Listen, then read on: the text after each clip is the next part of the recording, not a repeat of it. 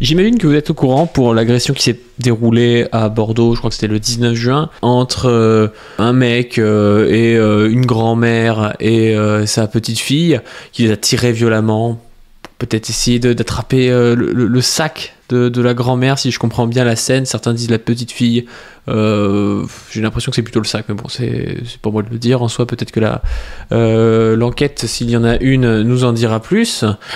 En tout cas, ça a permis aux droitards de sortir, comme d'habitude, du poulailler et de nous expliquer que c'était la faute de l'immigration. C'était la faute de l'immigration, que, encore une fois, ça prouvait qu'ils avaient raison, que eux étaient dans le réel et que ce fait divers était la preuve qu'une fois de plus, la gauche se plantait et fermait les yeux. On a eu vraiment tout le monde. On a eu à la fois quelqu'un comme Éric Zemmour qui nous a dit... Titre de BFM TV demain, tension entre un migrant et une vieille dame et sa fille dans le centre de Bordeaux. Donc il disait ça un peu avec ironie, comme si on allait dire que c'était des tensions, mais il nous dit bien que c'est un migrant.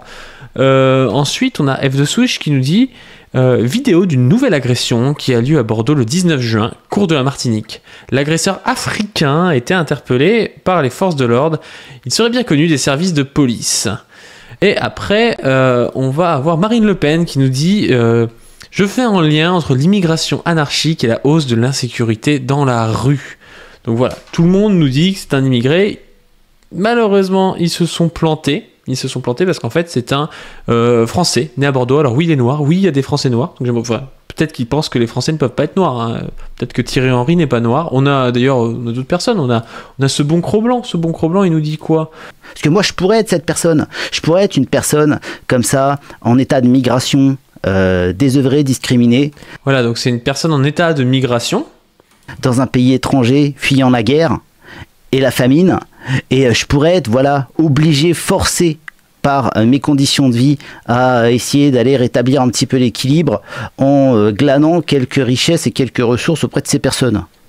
Qui, bien sûr, à cause du racisme systémique, ne sont pas très consentantes. Et il nous explique 2 fois dans la vidéo qu'il n'y aura pas d'OQTF cette fois-ci, malheureusement. Et ce monsieur va recevoir une OQTF qu'il ne va pas respecter. Et il nous explique 2 fois dans la vidéo que ce monsieur ne respectera pas son OQTF. Donc on comprend mal en fait pourquoi on nous explique qu'un Français aurait une OQTF. J'aimerais bien qu'il nous explique Cro-Blanc. Est-ce que Greg Toussaint, Cro-Blanc, c'est un nom français ? Est-ce que Greg Toussaint, c'est un nom français parce qu'il est noir ? J'aimerais bien le savoir. Va recevoir une OQTF, libéré. Ce monsieur va recommencer. Ce monsieur va recevoir une OQTF qu'il ne va pas respecter. Il va se maintenir sur le territoire français. Donc voilà, il va se maintenir sur le territoire français. Oui, c'est un Français en fait, mon cher Cro-Blanc. Oui, bref, il nous redit après que c'est pareil, à 10 minutes 40, il nous dit que l'OQTF ne sera pas respecté. Et moi j'ai envie de poser des questions un petit peu à ces droitards-là. Déjà, de leur demander pourquoi est-ce qu'ils ne nous parlent pas de la même chose quand c'est pas des noirs. Parce qu'il y a eu des étrangers qui ont fait ça en plus, qui ont fait des agressions, même des agressions beaucoup plus graves que celle-là. Par exemple, on a l'agression, le meurtre même d'une petite fille par un immigré néerlandais. Et cette fois-ci, bizarrement, on n'a pas entendu les droitards. C'est étonnant, hein ? Une fillette de 11 ans tuée et son père gravement blessé pour un possible conflit de voisinage dans le Finistère. Un voisin, retraité néerlandais de 71 ans, est suspecté d'avoir ouvert le feu à plusieurs reprises sur les parents et leurs 2 filles. Oh là là, c'était le 11 juin, c'était il y a 8 jours. 8 jours avant l'agression de Bordeaux, il y a quelqu'un qui a tué une personne qui était en plus un étranger, mais on n'en a pas entendu parler. Oh, je suis choqué, hein. Donc c'est étonnant, hein. On préfère stigmatiser les Français nés à Bordeaux, noirs, en nous expliquant que le problème c'est vraiment l'immigration, et quand il y a des immigrés qui font des trucs mais que c'est pas de noirs, c'est pas des arabes, on n'en parle pas. Déjà je trouve qu'il y a un problème à ce niveau-là, mais encore plus, pour aller plus loin, j'ai envie de questionner les responsabilités qu'il y a là-dedans, parce qu'ils passent leur temps à dire que la gauche est responsable. Mais cette fois-ci, en fait, il se passe que la personne qui a agressé la fillette et sa grand-mère, elle était sous tutelle. Et en plus de ça, on a appris aujourd'hui qu'en fait c'était une personne schizophrène qui ne prenaient pas ces traitements, qui étaient manifestement décompensés, et donc qu'il n'y a même pas eu, qu'ils l'ont pas gardé en fait en cellule et qu'ils l'ont envoyé pour des soins psychiatriques. Sauf que en France, vous savez bien que la psychiatrie c'est le parent pauvre de la médecine. Pourquoi ? Mais parce qu'il y a des libéraux, mais ce qui m'étonne c'est que les libéraux c'est un peu les Zemmour. Néo-libéraux évidemment, si vous me corrigez. C'est un peu les Zemmour, c'est un peu les Conversano.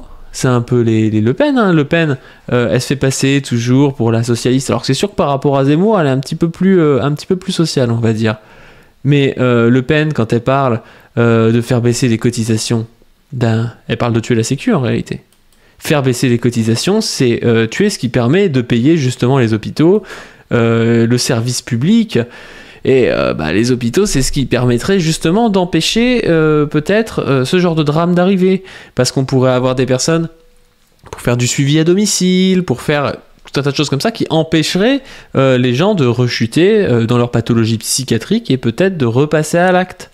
Donc voilà, moi j'ai envie vraiment de questionner tout ça et de questionner, je sais pas, vous en pensez quoi ? Bon, moi je veux pas faire le juge, je ne suis pas juge, mais dites-moi ce que vous en pensez. Est-ce qu'ils ont leur responsabilité dans ce genre de choses ? Quand on a un discours néolibéral comme ces mecs-là, qu'on est contre les cotisations sociales, contre ce qu'on appelle les charges sociales, au bout d'un moment, on aboutit à ce genre de drame. Et c'est marrant parce qu'ils pointaient du doigt en disant regardez, on a raison, c'est un immigré. Non, c'est pas un immigré. Et en plus de ça, c'est quelqu'un qui souffre d'une pathologie psychiatrique. Donc là, ils ont vraiment l'air cons pour une autre fois. On le voit à BFM TV d'ailleurs, qu'il y a tout le plateau qui est un petit peu suspendu par rapport à tout ça. Alexandra Gonzalez, la parole. Donc pour l'instant, la garde à vue est levée, il y a un suivi psy, ça confirme effectivement le fait qu'il était placé sous tutelle et qu'il avait visiblement décidé d'arrêter ses traitements, et en tout cas était en rupture de traitement. Si jamais On voit qu'il essaie un peu quand même de lui remettre la faute dessus, oui, il avait décidé. Alors c'est vrai qu'il y a une décision, mais c'est quand même quelqu'un qui souffre d'une pathologie, c'est quand même des traitements qui sont très lourds, qui ont des effets indésirables aussi. Et voilà, ça arrive quand même régulièrement que les personnes qui sont schizophrènes arrêtent leur traitement. Est-ce qu'on doit leur jeter la pierre ou est-ce qu'on doit essayer de faire en sorte d'avoir un système de soins qui permet une meilleure intégration de ces personnes-là et qui permet un meilleur suivi à domicile ou des choses comme ça, voilà, pour que le traitement soit pris et soit avec le moins d'effets secondaires possible? Moi, je pose la question. La piste psychiatrique est confirmée, c'est-à-dire qu'il ne pourrait ne pas être jugé pour ces faits? Oui, comme n'importe quelle personne, effectivement, lorsque le discernement est aboli, il n'y a pas de procès. Là, en l'occurrence, on nous apprend qu'il souffre d'une pathologie psychotique et schizophrène et qu'au moment des faits, il était, selon des proches, en rupture de soins. C'est pour ça que lorsque j'ai parlé des faits au tout début, j'ai dit que c'était aussi la question dans ce fait divers, c'est la question de la prise en charge psychiatrique. Alors, si la personne ne prend plus ses médicaments, elle peut être dangereuse. Et on sait que les médecins et le personnel soignant alertent, et c'est dommage que le ministre de la Santé n'ait pas réagi aujourd'hui, parce qu'on sait que les médecins et le personnel soignant alertent depuis des années sur le fait que la psychiatrie est le parent pauvre aujourd'hui de la médecine, notamment en hôpital. Eh oui. Pour avoir une réaction de Darmanin, on l'avait vu avec le Syrien là qui avait planté des enfants et tout. Ça, on l'a toujours, la réaction un petit peu sécuritaire, qui se veut sécuritaire. Par contre, la réaction du ministre de la Santé, on aurait aimé la voir aussi. Et puis, on aurait vraiment aimé insister plus là-dessus, parce que c'est important. Encore une fois, ça coupe carrément l'herbe sous le pied à tous les droitards qui se plaignent des conséquences dont ils chérissent les causes. Hein, mon petit Conversano. Hein. Sur ce, à plus, et j'espère que les deux victimes vont récupérer et vont pas être trop traumatisées par cette affaire.